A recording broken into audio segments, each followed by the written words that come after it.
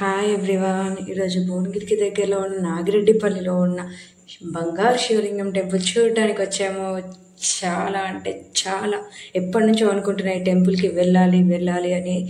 అక్కడ ఉన్న శివలింగాలు చూడాలి, అంత అక్కడున్న వైబు, అక్కడున్న డివోషన్, అక్కడున్న పీస్ ఏదైతే ఉందో అసలు మామూలుగా లేదు. మీరు అక్కడ దండం పెట్టుకుంటున్నంతసేపు ప్రతి ఒక్కటి అక్కడ అలా చూస్తూ ఉండిపోతారు.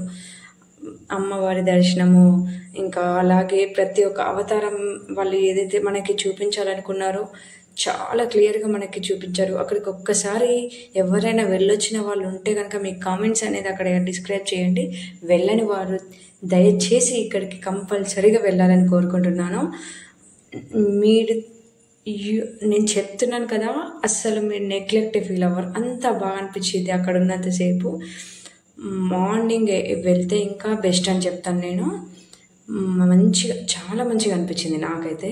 ప్రతి ఒక్కటి అక్కడున్న ప్రతి విగ్రహం, అక్కడ ఒక్కొక్క అవతారం గురించి డిస్క్రైబ్ చేసి మనకి అంత క్లియర్గా ఉన్న ఎక్స్ప్లెనేషన్ మనకి ఎవరైతే ఇప్పుడు ఇంట్లో చెప్పని వాళ్ళు ఉంటారో, ఎవరి లైఫ్స్ వాళ్ళు బిజీగా ఉన్నారు, ఇవన్నీ ఎవరు మనకి చెప్పరు కదా. సో అలా అన్ని లింగాలు ఏమేమి ఉన్నాయి ఏంటి అనేది మనకు అక్కడికి వెళ్ళాక కంపల్సరీ మీలో అయితే చేంజ్ వస్తుంది. నేను గ్యారంటీ దీనికోసం, ఎందుకంటే అంత బాగా అనిపించింది. ఇది రమణానంద మహర్షి గారిచే నిర్మించబడింది కాబట్టి అక్కడ ఉన్న ఏదైతే ఉంటుందో మీరు మనస్ఫూర్తి ఒక్కసారి దండం పెట్టుకొని చూడండి. అసలు అక్కడ మీకు కావాలంటే రిలాక్స్ అవ్వడానికి అంతగానం తిరిగి అన్నీ చూసి ఉంటారు కదా. రిలాక్స్ అవ్వాలనుకున్న, మెడిటేషన్ చేయాలనుకున్న అక్కడ అన్ని స్పాట్ ఉన్నాయి. ఇక్కడ ఈ స్పేస్ వచ్చేసి మనకి ఏంటంటే మనకు నవధాన్యాలు ఇంకా సమిధలు అన్నీ ఇస్తారు, అక్కడ వేసి దండం పెట్టుకోవచ్చు.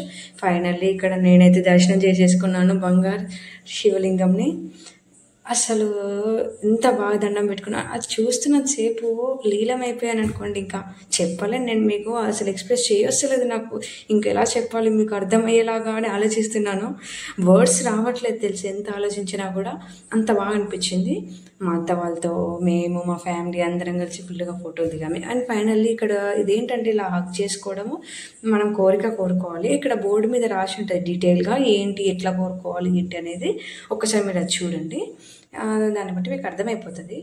ఆ తర్వాత ఇంకా ఎగ్జిటింగ్ అయ్యేటప్పుడు ఇంకా అక్కడ ప్రతి ఒక్క దగ్గర అసలు వెళ్ళాలన్నా ఎగ్జిట్ అవ్వాలన్నా మొత్తం శివలింగాల మధ్యలో నడుస్తూ ఉంటుంటే వచ్చే వైబ్ ఏదైతే ఉందో ఎక్స్పీరియన్స్ చేయాల్సిందే మీరందరూ. అది ఎక్స్పీరియన్స్ చేసిన వాళ్ళు కామెంట్స్ చేయండి, ఎక్స్పీరియన్స్ చేయని వాళ్ళు వెళ్ళి ఎక్స్పీరియన్స్ చేసి